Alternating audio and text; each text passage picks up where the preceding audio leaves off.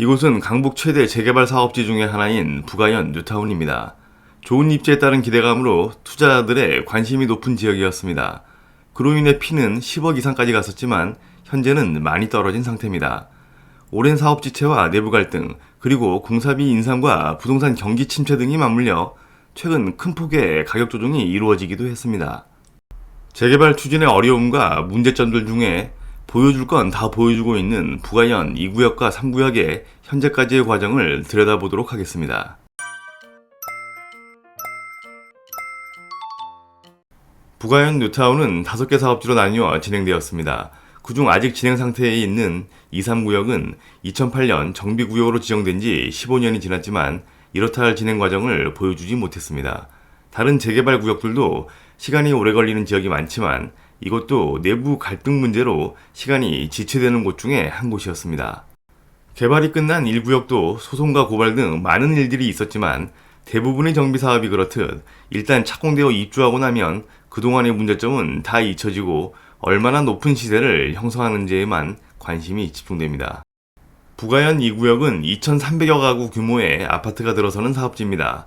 2009년 사업 시행 인가를 받았으나 동의율을 부풀려 조합을 설립한 사실이 드러나 법원에서 2010년 조합 설립 취소 판결이 나오게 됩니다. 그래서 처음부터 다시 절차를 밟게 되는 상황이 발생하고 13년 만에 2022년 사업 시행 변경 인가를 받습니다. 그리고 지난해 공사비를 490만원에서 859만원으로 인상을 요구한 시공사와 조합은 갈등을 빚게 됩니다. 공사비 증액 문제가 장기화되자 일부 조합원들은 집행부의 협상력 부족과 협력업체들의 자질 문제 등을 거론하며 집행부 해임을 논의하게 됩니다. 이에 조합은 시공사와의 계약 해지 총회를 추진하게 되고 결국 시공사는 조합이 제시한 748만원을 수용하면서 공사비 증액 문제는 일단락됩니다. 정비업계는 부가현 2구역이 2,300여 가구에 달하는 1조 원 규모의 사업장이기에 시공사가 일단은 조합의 요구를 수용한 것으로 보고 있습니다. 그런데 이번엔 공사비 인상 문제보다 더 파급 효과가 큰 1+1 주택 공급 문제가 발생합니다. 당초 2022년 추가 1주택을 포함한 분양 신청을 받았고 일반 분양가의 90% 가격으로 조합원에게 공급한다는 내용을 총회에서 통과시켰습니다. 이에 서대문구청은 1+1은 일반 분양가의 90%가 아닌 조합원 분양가를 적용해야 한다는 의견을 피력해 조합과 대립해왔습니다. 그런데 조합은 조합원 분양가로 추가 1주택을 배정하면 사업성이 떨어진다고 주장하며 1월 총회에서 추가 1주택 취소 안건을 상정해 통과시켜버립니다. 이에 107명의 1+1 대상자들은 크게 반발하고 있습니다. 아직 소송 진행 얘기는 나오고 있지 않지만 앞으로 가능성은 남아있으며 구청과의 갈등은 향후 진행될 관리처분 인가 등 남은 사업 진행 절차에 불리하게 작용할 수 있다는 우려의 목소리가 나오고 있습니다. 그리고 다른 사업지에도 사업성 악화 등을 이유로 이런 유사한 사례가 발생할 여지는 충분해졌습니다.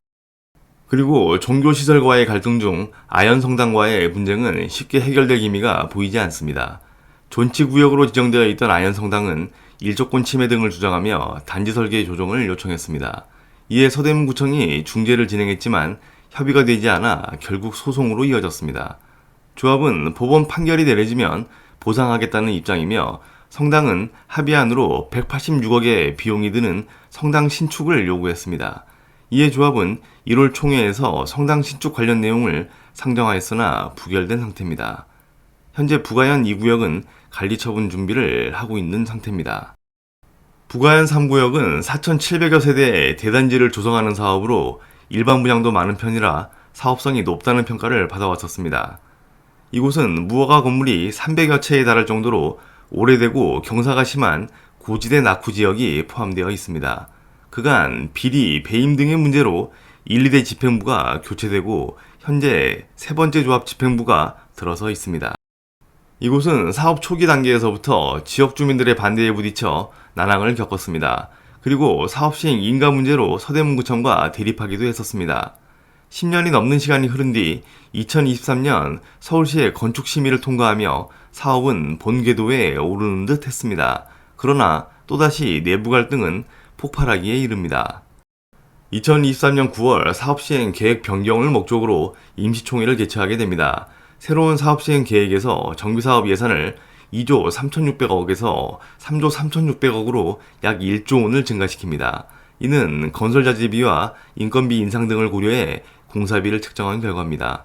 이에 따라 2022년 530만 원이었던 평당 공사비는 2023년 750만 원으로 높아졌습니다. 다만 이번 의결에 의한 공사비는 예산일 뿐이며 시공사와 협상을 거치지 않은 금액이어서 앞으로 협의 문제는 남아있는 상황입니다. 그리고 2023년 11월 이 내용으로 사업시행 변경인가 신청을 하게 됩니다. 이 공사비 인상안과 집행부 연임 그리고 사업 방해자에 대한 혜택을 축소하는 방안이 의결되면서 비대위와의 갈등은 또다시 터져나오게 됩니다. 조합은 2023년 11월 이사회에서 사업 방해자 혜택 축소 방안으로 추가 이주비 적용 배제, 대의원 제명 등을 의결했습니다. 조합은 이러한 제재 방안에 대해 도정법 등의 사업 방해자를 제재할 조항이 없어 이사회 의결을 통한 조합 내 민원을 반영한 결과라는 주장입니다. 이에 사업 방해자로 지목된 조합원들은 크게 반발하게 되고 조합원 해임을 추진하기도 했습니다. 과거와 비슷한 여러 고소, 고발, 가처분 등이 진행되고 조합 내부 갈등은 최고조에 달합니다. 서대문구청도 조합을 도정법 위반 등의 혐의로 검찰에 고발하는 일도 발생합니다. 그러나 현재 조합 내 모든 고소 고발은 무혐의 처분이 내려진 상태입니다. 그리고 최근 3월 30일 정기총회에서 조합장을 비롯한 감사 이사의 재선임이 결정됩니다. 이로써 일단은 복잡했던 내부 갈등은 소강 상태에 접어들었습니다. 조합은 사업 시행 계획 변경 인가를 받은 뒤 조합원 분양 신청을 할 계획입니다. 이렇듯 말도 많고 탈도 많은 과정을 거치는 게 재개발 사업입니다.